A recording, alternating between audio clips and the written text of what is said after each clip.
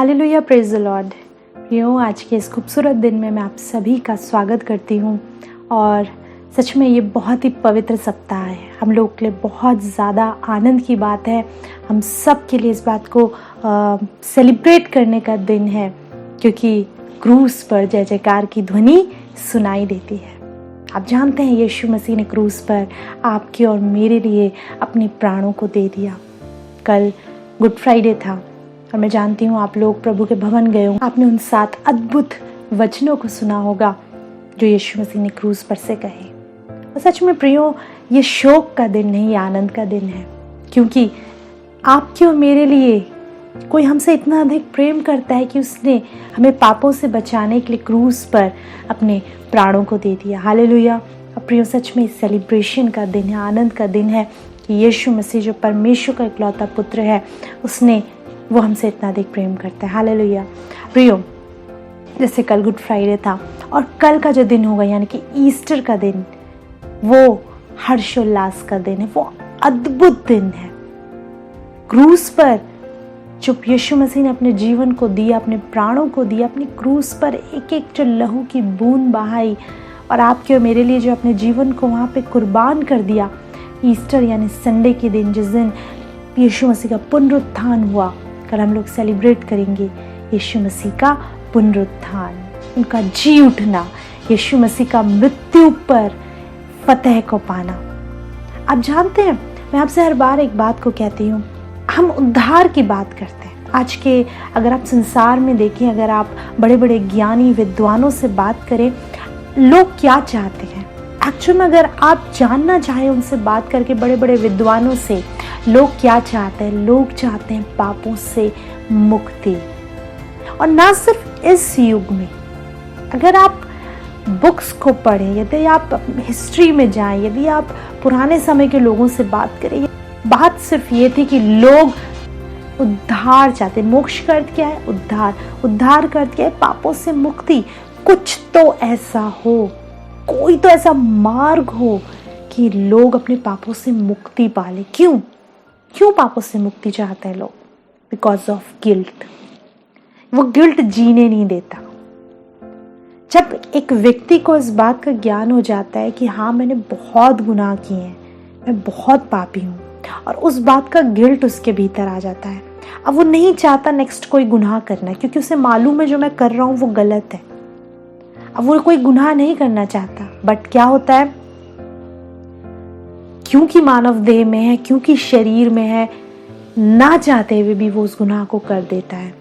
Again guilt, फिर से guilt आता है, मैंने ऐसा क्यों किया? ओ प्रभु, तू मुझे क्षमा कर, मुझे माफ कर, अब नहीं करूंगा। इस 2024 के स्टार्टिंग में आप में से कितनों ने एक रेजोल्यूशन को लिया, एक प्रॉमिस करी लॉर्ड के साथ, खुदा अब बहुत हुआ, आज तक जो हुआ, अब ये गुनाह मेरे जीवन से दूर होंगे, मैं नहीं करूँगा, ये पाप मुझसे दूर रहेगा, अच्छा जीवन जीऊँगा, प्रार्थनाओं का जीवन जीऊँगा। और अब जब हम लोग मार्च एंड की तरफ जा रहे हैं, अप्रैल स्टार्ट होने वाला है, कितने लोग हैं जो उस चीज़ को फॉलो कर पा रहे हैं? उससे क्या होगा? आपने फॉलो नहीं किया, अगर आप कर पा रहे हैं तो बहुत अच्छी बात है, पर अगर आप नहीं कर पा रहे हो, अगेन गिल्ट। इसीलिए व्यक्ति पाप से मुक्ति चाहता है, कुछ तो रास्ता हो कि बस आजाद हो जाए, हमसे फ्री हो जाए। उसके लिए बहुत से लोगों ने बहुत से तरीके बताए, बहुत सी बातें बताई, यहाँ जाओ, वहाँ जाओ, ये करो, वो करो, पापों से मुक्ति मिलेगी। बट मैं आपको बताना चाहती हूँ, सोचने वाली बात है, पापों से मुक्ति वास्तव में कौन दे सकता है? जिसने पाप पर विजय पाई हो, जिसने कोई पाप ना किया हो। कोई व्यक्ति पापों से मुक्ति की बात तब कह सकता है जब उसने भी उस पर जय पाई हो। अगर कोई व्यक्ति स्वयं पाप में गिर गया और फिर वो बड़े बड़े धर्मोपदेश दे, इसका अर्थ क्या है? वो झूठ कह रहा है। पहले उसको जरूरत है कि वो पापों से मुक्ति पाए, वो उद्धार को प्राप्त करे। क्या उसने उद्धार पाया है? और अगर नहीं पाया तो वो उद्धार की बात कैसे कर सकता है? मोक्ष की बात कैसे कर सकता है? प्रियो, कोई है जिसने अपने आप को पाप से बचा के रखा, कोई है जो पाप से अनजान था, और मैं जानती हूँ आप उसके विषय में जानते हैं, यीशु मसीह। आप जानते हैं प्रियो, परमेश्वर की बुद्धि देखिए, परमेश्वर की प्लानिंग देखिए। अपना इकलौता पुत्र जब उसे संसार में भेजना था, किसी भी मनुष्य स्त्री पुरुष के संबंध से यीशु मसीह का जन्म नहीं हुआ। क्यों? क्योंकि एक स्त्री भी पापी है, पुरुष भी पापी है। अगर स्त्री पुरुष के संबंध से यीशु मसीह का जन्म होता, इसका अर्थ वचन में लिखा स्वभाव ही आ जाता पाप का। मनुष्य स्वभाव ही से पापी है। बहुत छोटे बच्चे को आप देखिए, जो अभी बोलना भी नहीं जानता, जो लड़खड़ाते हुए चलता है, फिर भी किसी बात को लेकर अगर आप उससे कहेंगे तो तोतली ही आवाज में कोई झूठ की बात वो कह देगा, गुस्सा करेगा। स्वभाव में ही कहीं ना कहीं अंश है वो पाप का। भले ही हम उसे पाप कंसीडर नहीं करते उस एज में, लेकिन कहीं ना कहीं स्वभाव पाप में रहता है। ऐसे ही प्रियो, अगर यीशु मसीह स्त्री पुरुष के संबंध से पैदा होते, स्त्री ने भी पाप किया, पुरुष ने भी पाप किया, जो गर्भ में आया वो स्वभाव अपने अंदर डीएनए को लेकर आया पाप का। उसके बाद वो पाप से दूर रहते। यीशु मसीह, परमेश्वर की योजना ने ये थी कि वो पवित्रता से जन्मे, पवित्र बना रहे और पवित्र होके क्रूस पर बलिदान दे। ये परमेश्वर की प्लानिंग थी। और आप जानते हैं वो निर्दोष था। अगर आप यशायाह की पुस्तक में पढ़ेंगे, आप पढ़ेंगे निर्दोष था। उसका जन्म पवित्र आत्मा के साथ हो। हालेलुया। अद्भुत बात प्रियो, परमेश्वर की आत्मा के द्वारा जब मरियम पे परमेश्वर की आत्मा ने छाया की, परमेश्वर के वचन मरियम के पास पहुंचा और क्या कहा? तू पवित्र आत्मा के द्वारा गर्भवती होगी। स्त्री पुरुष के संबंध से नहीं, पवित्र आत्मा तुझ पर उतरेगा। होली स्पिरिट तुझ पर छाया करेगी, तेरे भीतर यीशु को उतारेगी, परमेश्वर के पुत्र को तू उसको जन्म देगी। और जानते हैं जब यीशु मसीह का जन्म हुआ, बिल्कुल निर्दोष, पाक, पवित्र, जो आयु यीशु मसीह ने इस पृथ्वी पर जी है, पवित्र, गुनाहों से दूर। कई बार फरीसी उसे फंसाना चाहते थे, कई बार चाहते थे उसके मुंह से कुछ अपशब्द निकले। दुष्ट बहुत चाहता था, जब 40 दिन 40 रात यीशु मसीह की परीक्षा हुई है, दुष्ट बहुत चाहता था कैसे इसे सिन में गिराए। कुछ तो, अगर तू परमेश्वर का पुत्र है, उसके मन में डाउट्स डालना चाहता था। बहुत सी बातें आप वचन में पढ़ते हैं, चाहता था यीशु मसीह पाप में गिर जाए। क्यों? क्योंकि परमेश्वर की अद्भुत योजना थी, दुष्ट भी जानता था अगर यीशु मसीह इतना सा भी पाप कर देते, उनमें दोष आ जाता। उसे अपने आप को दोष से बचा के रखना था। क्रूस पर जब लेके जा रहे हैं, उस पर थप्पड़ मारे जा रहे हैं। आप पढ़ के देखिए, क्रूस पर बहुत यातनाएं सही मेरे यीशु ने। थप्पड़ मारे गए, उसके दाढ़ी के बालों को नोचा गया, अपमानित किया गया। किसको? हो परमेश्वर के पुत्र को, जिसके द्वारा ये सृष्टि बनी, जो अद्भुत सामर्थ्य को लिए है, जिसके द्वारा ये ब्रह्मांड स्थिर रहता है, जिसके शब्दों में सामर्थ्य है, उस यीशु मसीह के साथ ऐसा व्यवहार किया गया। घसीटते हुए रातों रात कोर्ट खुलवाए गए, सुनवाइयां हुई हैं, भूखा प्यासा उसे रखा गया। उस भारी क्रूस को उसके कंधे पर लाद कर खोपड़ी नामक स्थान तक ले गए। उसे मारा गया, उसे पीटा गया, उसके लहू की बूंदों को, एक एक बूंद को बहाया गया। सर पर कांटों का ताज, निर्वस्त्र कर दिया गया। वो सब कुछ सहता रहा। जानते हैं क्यों? उसे निर्दोष बने रहना था। वो चाहता तो वहां पे कुछ कह सकता था, वो चाहता तो वहां पर स्वर्ग से सेना को बुला के नाश कर सकता था जो लोग उसे सता रहे थे, बट नहीं, जरूरी था उन सब बातों को सहना। उसका जन्म ही इसलिए हुआ था कि वो उन सारे पापों को, उन सारे गुनाहों को अपने क्रूस पर उठा ले। किसके? आपके और मेरे। क्रूस पर वो शांत था। आप जानते हैं, एक डाकू ने कहा, यदि तू है परमेश्वर का पुत्र, खुद को भी बचा और हमको भी बचा।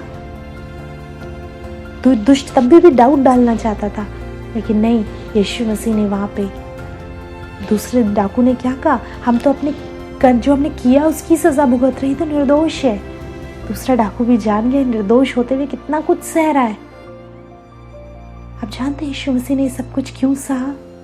कई बार हम सिर्फ गुड फ्राइडे को मना के आगे निकल जाते हैं, बट प्रिय, इसकी भेद को समझिए।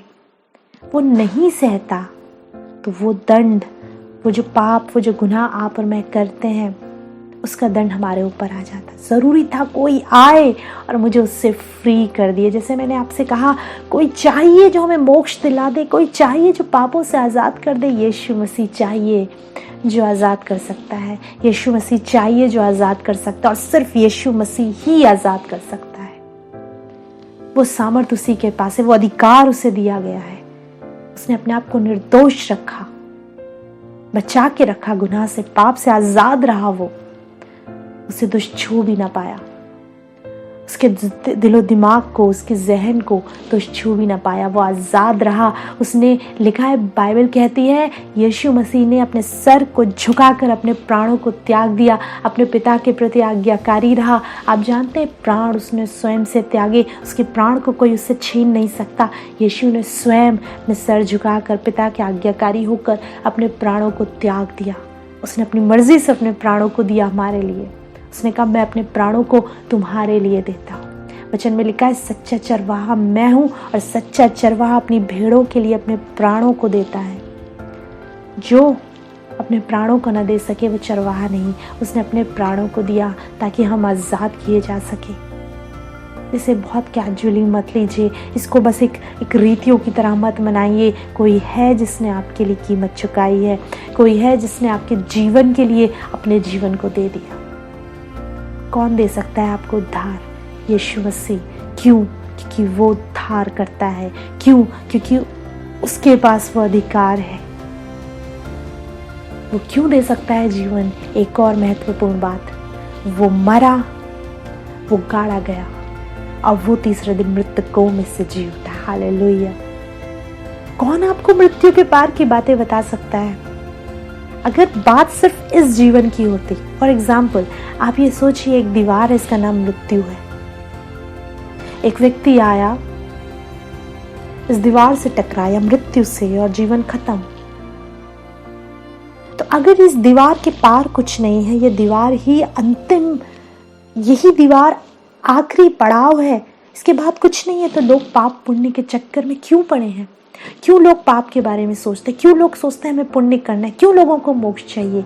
वो जाएं, लाइफ को जैसे जीना है, खाना है, पीना है, पाप करना है, सिन करना है, करें, अंत में तो मृत्यु है, इससे टकराएंगे, जीवन खत्म। नो, क्योंकि आप भी जानते हैं और हर व्यक्ति जानता है, इसके पार भी कुछ है, इसके पार भी कुछ है। ये अंतिम पड़ाव नहीं है। यहाँ पर आने के बाद जीवन, जैसा जीवन जिया है, उसके अनुसार इसके बाद का जीवन बाकी है, अनंत जीवन। चाहे अनंत मृत्यु, चाहे अनंत जीवन है।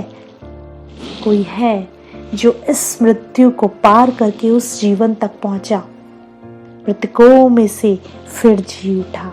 वो हमें ले जाने की बात करता है। यीशु मसीह जो मृतकों में से जी उठा, जिसने मौत पर फतह पाई, कोई उसे नहीं रोक पाया, उसे कब्र नहीं रोक पाई, उसे मृत्यु नहीं रोक पाई। वो जी उठा, उसने मौत पर फतह पाई। वो जो उद्धार करता है, वो जो पुनरुत्थान है, वो जो जीवन है, वो जो मृत्यु के उस पार जाकर जी उठा, वो आपको मृत्यु से, उस अनंत काल की मृत्यु से बचा सकता है। वो आपको जीवन दे सकता है, वो आपको पुनरुत्थान दे सकता है, वो आपका उद्धार कर सकता है। जिस मोक्ष की आप बात करते हैं, वो मोक्ष वो आपको दे सकता है। गिल्ट में जीवन को जी रहे हैं, बार बार सोचते हैं कि मुझसे पाप हो गया, बार बार सोचते हैं मैं गुनाह कर रहा हूँ, बार बार ये चीज़ें जीवन में आ रही हैं। प्रियो, कोई है जो आपको उससे आज़ाद कर सकता है, उसे पहचानने की ज़रूरत है। हालेलुया।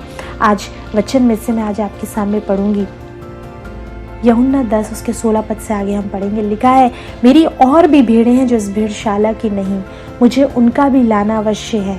वे मेरा शब्द सुनेंगी, तब एक ही झुंड और एक ही चरवाहा होगा। पिता इसलिए मुझसे प्रेम रखता है कि मैं अपना प्राण देता हूँ कि उसे फिर ले लूँ। कोई उसे मुझसे छीनता नहीं, वरन मैं उसे आप ही देता हूँ। मुझे उसको देने का भी अधिकार है और फिर उसे ले लेने का भी अधिकार है। यह आज्ञा मेरे पिता से मुझे मिली है। हालेलुया। क्या कह रहे हैं यीशु मसीह? कह रहे मेरी और भी भेड़ें हैं जो इस भेड़शाला की नहीं। बहुत से लोग हैं जो अभी मुझे नहीं जानते, लेकिन एक समय आएगा जब वो मुझे जानेंगे।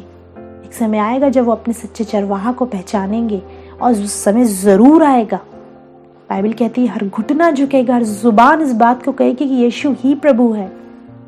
एक समय ज़रूर आएगा जब हर कोई जानेगा कि इसका चरवाहा कौन है। और वचन कहता है मेरा पिता मुझसे क्यों प्रेम करता है। यीशु मसीह कह रहे हैं इसलिए क्योंकि मैं अपने भेड़ों के लिए अपना प्राण देता हूँ। प्रियो, कोई अपना प्राण किसी के लिए नहीं देता, लेकिन एक है जिसने दिया, और कहता है यीशु मसीह मैं उसे अपनी मर्जी से देता हूँ। जैसे मैंने आपको बताया क्रूस पर उसने सर झुकाकर लिखा है प्राण त्याग दिए। वो मरा नहीं, ये नहीं लिखा कि वो मर गया, उसने प्राण त्यागे, अपनी इच्छा से अपने प्राणों को दिया। उसे देने का भी अधिकार है और फिर ले लेने का भी। और तीसरे दिन उसने अपने प्राणों को ले लिया। परमेश्वर की सामर्थ ने उसे मृतकों में से जला दिया। अभी पुनरुत्थान क्या है, यानी रिजरेक्शन, जिसको हम लोग कल सेलिब्रेट करेंगे। ईस्टर के दिन हम लोग मनाते हैं पुनरुत्थान। आइए हम इसके विषय में पढ़ेंगे। अगर आप मेरे साथ निकालें यूहन्ना उसका 11 अध्याय। अब यूहन्ना 11 अध्याय में अगर आप पढ़ेंगे फिर लाजर के विषय में लिखा है। और आप जानते हैं लाजर के विषय में कौन था लाजर? यीशु मसीह का मित्र, जो मरियम और मार्था थी उसका भाई था। लाजर बीमार था। वो लोग मैसेज पहुंचाते हैं यीशु मसीह के पास कि तू जल्दी आ, लाजर बहुत बीमार है, पर यीशु मसीह नहीं आते। आप पढ़ सकते हैं पूरा चैप्टर, क्यों नहीं आता हम इस बारे में नहीं जाएंगे। हम आगे की ओर पढ़ेंगे। जब लाजर मर जाता है तो यीशु मसीह जाते हैं उस जगह जहाँ लाजर होता है। रास्ते में दौड़कर मार्था यीशु मसीह से मिलने आती है। अगर आप मेरे साथ पढ़े यूहन्ना 11 उसका 17 पद से आगे इस प्रकार लिखा है, वहाँ पहुँचने पर यीशु को ये मालूम हुआ कि लाजर को कब्र में रखे हुए 4 दिन हो चुके हैं। 4 दिन हो गए लाजर को मरे हुए। लिखा है बैतनिया यरूशलेम के समीप कोई 2 मील की दूरी पर था। बहुत से यहूदी मार्था और मरियम के पास उनके भाई की मृत्यु पर शांति देने के लिए आए थे। जब मार्था ने यीशु के आने का समाचार सुना तो उससे भेंट करने को गई, परंतु मरियम घर पे बैठी रही। मार्था ने यीशु से कहा, अब देखिए मार्था जब मिलने जाती है वो यीशु मसीह से कहती है, हे प्रभु यदि तू यहाँ होता तो मेरा भाई कदापि ना मरता। और अब भी मैं जानती हूँ कि जो कुछ तू परमेश्वर से मांगेगा परमेश्वर तुझे देगा। 23वां पद कहता है, यीशु ने उससे कहा तेरा भाई फिर जी उठेगा। मार्था ने उससे कहा मैं जानती हूँ कि अंतिम दिन में पुनरुत्थान के समय वो जी उठेगा। यीशु ने उससे कहा पुनरुत्थान और जीवन मैं ही हूँ, और जो कोई मुझ पर विश्वास करता है वो यदि मर भी जाए तो भी जिएगा, और जो कोई जीवित है और मुझ पर विश्वास करता है वो अनंत काल तक ना मरेगा। हालेलुया। क्या कहते हैं यीशु मसीह मार्था से? पुनरुत्थान और जीवन मैं ही हूँ। प्रियो, इस बात को आप कैसे भूल सकते हैं? वो पुनरुत्थान है, उसमें पुनरुत्थान नहीं है, वो स्वयं पुनरुत्थान है, वो स्वयं जीवन है, वो लाइफ है। उसके पास लाइफ नहीं है। यीशु मसीह ने ये नहीं कहा मेरे पास जीवन है। यीशु मसीह ने कहा मैं जीवन हूँ, मैं जीवन हूँ, मैं पुनरुत्थान हूँ। एक जगह पे यीशु मसीह खड़े हुए बड़ी भीड़ में और इस बात को कहा, जो कोई प्यासा हो मेरे पास आए और मुझ में से पिए, मुझ में से पिए। इसका अर्थ क्या है? वो स्वयं में जीवन है प्रेम, वो स्वयं में जीवन है। यदि तू मुझ पर विश्वास करेगी, जो यीशु मसीह क्या कह रहे हैं, यदि कोई मुझ पर विश्वास करता है और मर जाए तो भी वो अनंत काल तक ना मरेगा। ये कैसी भेंट की बात है? इसका अर्थ क्या है? यदि कोई व्यक्ति यीशु मसीह पर विश्वास करता है और उसे शारीरिक रूप से यदि वो मर भी जाए, प्रियो, जैसे मैंने आपको कहा ये दीवार है, इसके टकरा के खत्म नहीं होता, इसके बाद भी एक जीवन है, अनंत काल का जीवन है, चाहे मृत्यु है। जो मुझ पर विश्वास करता है एक व्यक्ति और वो मर जाए इस दीवार पर टकरा के, मृत्यु आ जाए, वो मर जाए, उसके बाद भी वो ना मरेगा, अनंत काल के जीवन के लिए वो मेरे साथ रहेगा। ये मृत्यु उसे रोकेगी नहीं, अनंत काल का जीवन उसका वेट कर रहा है। अब लोग बहुत रोते हैं, हमारे अजीज, हमारे लोग जब हमें छोड़ के चले जाते हैं, पर मैं आज आपको एक भेद की बात बताती, एक गुड न्यूज़ बताती हूँ। अरे उन्होंने सिर्फ देह को त्यागा है। जो व्यक्ति मरा उसने सिर्फ देह त्यागी, वो मरा नहीं, वो यीशु मसीह पे यदि वो विश्वास करता था वो अनंत काल की यात्रा पर निकल गया है। आप उसकी देह के लिए रो रहे हो, लेकिन जिससे आप प्रेम करते थे वो जा चुका अनंत काल की यात्रा पर। वो यीशु मसीह के साथ एक अनंत काल की यात्रा पर सुकून और आनंद में एंटर कर चुका है। यदि कोई मुझ पर विश्वास करता और मर भी जाए वो अनंत काल तक ना मरेगा। और यदि कोई, फिर क्या लिखा है यीशु मसीह ने, यदि कोई जीवित है और मुझ पर विश्वास करता है वो अनंत काल तक ना मरेगा। कोई जीवित है और वो मुझ पर विश्वास करता है अनंत काल तक ना मरेगा। इसका अर्थ क्या है? इस मृत्यु की तो बात ही, ये मृत्यु को आप भूल जाइए। ये जो शारीरिक मृत्यु जिससे लोग डरते हैं कि एक समय आएगा हमें जाना है, नो, अगर आप यीशु मसीह पे विश्वास करते हैं, अनंत काल का जीवन आपकी प्रतीक्षा कर रहा है। एक बच्चा जो माँ के गर्भ में आता है वो जीवन में होता है। माँ के गर्भ में आया, गर्भ में भी जीवन है। माँ के गर्भ में एक अलग तरह का जीवन है। अभी उसने जन्म नहीं लिया, लेकिन माँ के गर्भ में भी वो जीवित है, जीवन में ही है। जब गर्भ से बाहर निकला तो एक नए जीवन में एंटर कर गया, दुनियावी जीवन में, आसपास के जीवन में, यहाँ भी जीवन में है। जब वो मृत्यु तक पहुंचा, बुजुर्ग हुआ, ये मृत्यु कुछ नहीं, इसके बाद भी जीवन है। वो जीवन से ही जीवन में आ गया। प्रियो, जो यीशु मसीह पर विश्वास करता है वो अनंत काल तक ना मरेगा, वो पुनरुत्थान है। और देखिए वचन में क्या लिखा है, पहला कुरिन्थियों उसका 15 अध्याय उसके 12 पद से आगे हम जल्दी से देखेंगे। लिखा है, इसलिए जबकि मसीह का यह प्रचार किया जाता है कि वो मरे हुओं में से जी उठा, तो तुम में से कितने कैसे कहते हैं कि मरे हुओं का पुनरुत्थान है ही नहीं। यदि मरे हुओं का पुनरुत्थान है ही नहीं तो मसीह भी नहीं जी उठा, और यदि मसीह नहीं जी उठा तो हमारा प्रचार करना भी व्यर्थ है और तुम्हारा विश्वास भी व्यर्थ है।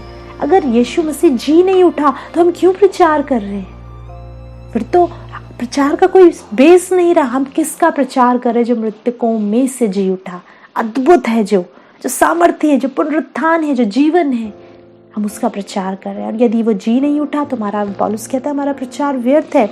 15 पद कहता है, वरन हम परमेश्वर के झूठे गवाह ठहरे, क्योंकि हमने परमेश्वर के विषय में एक गवाही दी है कि उसने मसीह को जिला दिया। यद्यपि नहीं जिलाया, यदि मरे हुए नहीं जी उठते, और यदि मुर्दे नहीं जी उठते तो मसीह भी नहीं जी उठा। और यदि मसीह नहीं जी उठा तो तुम्हारा विश्वास व्यर्थ है और तुम अब तक अपने पापों में फंसे हो। हालेलुया। पौलुस कहता है, यदि तुम इस बात पे बिलीव नहीं करते हो कि वो नहीं जी उठा तो तुम अभी तक अपने पापों में फंसे हो। हम झूठे हैं, फिर तो हमारा प्रचार झूठा है। पर नहीं, वास्तव में परमेश्वर की सामर्थ्य ने उसे मृतकों में से जिलाया। आप जानते, 3 दिन तक यीशु मसीह कब्र में थे। 3 दिन तक सब कुछ शांत था। 3 दिन तक शायद चेलों ने भी मान लिया कि अब खत्म हो चुका है। वो डरे सहमे अपने घरों में थे। 3 दिन तक यीशु मसीह कब्र में थे। तीसरे दिन जब पौ फटी, किसी पहर में परमेश्वर की सामर्थ उस कब्र के भीतर दाखिल हुई। उस कब्र के भीतर दाखिल हुई मेरे प्रियो। और वो जो शरीर जो गलने लग गया था, इसमें शायद दुर्गंध आने लगी थी, उस सामर्थ ने यीशु मसीह में दोबारा से जीवन को फूंक दिया। वो हाथों की नसें जो सेल्स डेड हो गए थे, वो दोबारा से जीवित होने लगे।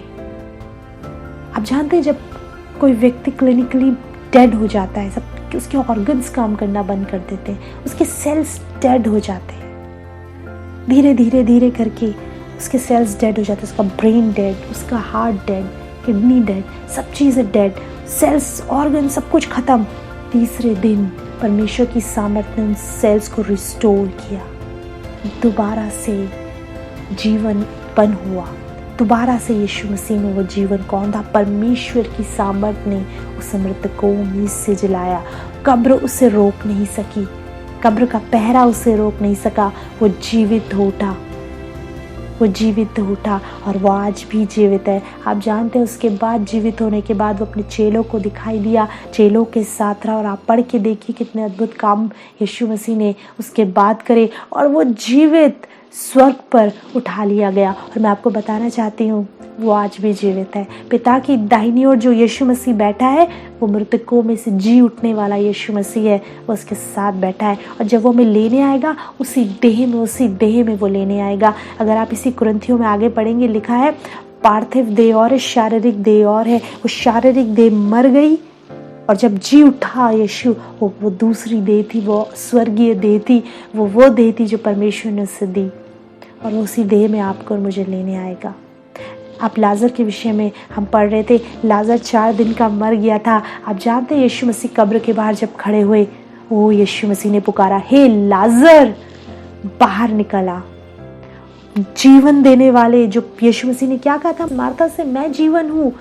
वो जीवन जब उसके कानों में पहुंचा, लाजर की वो सामर्थ देखिए, लाजर के कानों में जैसे ही जीवन पहुंचा, वो लाजर के जो डेड सेल्स थे दोबारा से हरकत में आ गए, दोबारा से उसके हाथों में बल आया, दोबारा से उसका हार्ट काम करने लगा, दोबारा से उसकी किडनी काम करने लगी, उसका ब्रेन काम करने लगा, दोबारा से लाजर का शरीर काम करने लगा। वो जो सड़ गया था, बदबूदार हो गया था, दोबारा से शरीर रचने लगा, वो स्किन चढ़ने लगी होगी, वो हाथों पैरों में बल आने लगा होगा, वो हड्डियों में बल उतरने लगा होगा, और लाजर उठकर खड़ा हो गया। जब बाहर निकला, बंधा हुआ था, यीशु मसीह ने कहा इसे खोल दो और इसे जाने दो, ये जीवित हो गया है।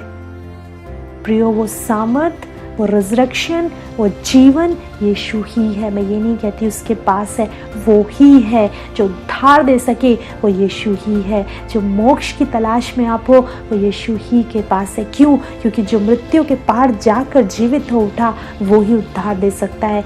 जो पाप से अनजान रहा, वो ही उद्धार दे सकता है। पापों से मुक्ति की बात वो कर सकता है जिसने पापों से अपने आप को बचा के रखा हो, वो यीशु ही है और वो यीशु ही है। हालेलुया। आंखों को बंद करेंगे, प्रार्थना करें। धन्यवाद देते हैं यीशु, सच में वो तू ही है जो हमें हमारे पापों से आज़ाद कर सकता है और कोई नहीं। प्रभु, तूने कहा मार्ग, सत्य और जीवन मैं ही हूँ। सच में प्रभु तू ही है और कोई नहीं। हाँ प्रभु, तेरे लोगों ने आज तेरे जीवित सामर्थी वचन को सुना है, उन्हें पाए प्रभु। यदि आज तक इस सत्य से अनजान थे तो आज इस रिजरेक्शन डे के दिन इस बात को ये जान सकें कि तू ही है जो इन्हें जीवन दे सकता है। ये क्यों चिंतित है दुनियावी चिंताओं को लेकर, क्यों परेशान है? हाँ प्रभु, तू यदि इनके हाथ को थाम ले, सृष्टि का बनाने वाला, यदि इनके हाथ को थाम ले, इन्हें किसी बात की चिंता करने की ज़रूरत नहीं। इस भाई के हाथ को तू आज थाम ले, इस बहन के हाथ को तू आज थाम ले और कह, जब मैं तेरे साथ हूँ तुझे डरने की जरूरत नहीं। वचन कहता है इधर उधर मत ताक, मत डर, मैं तेरा परमेश्वर हूँ। हाँ प्रभु, इन लोगों के जीवनों पर तेरा अनुग्रह मांगती हूँ और विश्वास करती हूँ तो एक अद्भुत गवाही इनके जीवनों पे देने को है। आदर महिमा प्रभु आपको मिले, यीशु के नाम में मांगते हैं। Praise the Lord. प्रियो, रिजरेक्शन डे की आपको बहुत बहुत शुभकामनाएं। इसकी मीनिंग को समझिए, इसकी गहराई को समझिए। ये सिर्फ आता और जाता नहीं है, ये बहुत भेद का है। आप इसके बारे में पढ़िए, इसके बारे में सीखिए। क्वेश्चन हैं आपके, आप हमें बता सकते हैं। कॉन्टैक्ट डिटेल आप स्क्रीन पे देख रहे हो, आप हमसे पूछ सकते हैं।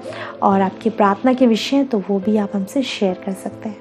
धन्यवाद देती हूँ जो लोग रेगुलर यूट्यूब पर भी हमारे वीडियोस को देख रहे हैं। आप लोग के कमेंट्स बहुत इंपॉर्टेंस रखते हैं, क्योंकि हमें पता चलता है कि आप लोग वास्तव में प्रभु से प्रेम कर रहे हैं, वास्तव में वचन आपसे बात कर रहा है। तो आप लोग ज़रूर से वहाँ पे देख सकते हैं। ट्रू शेपर्ड मिनिस्ट्रीज़ है, आप वीडियोस को देखिए, सुनिए, आशीषित होइए और वचन में, प्रभु में आगे बढ़िए।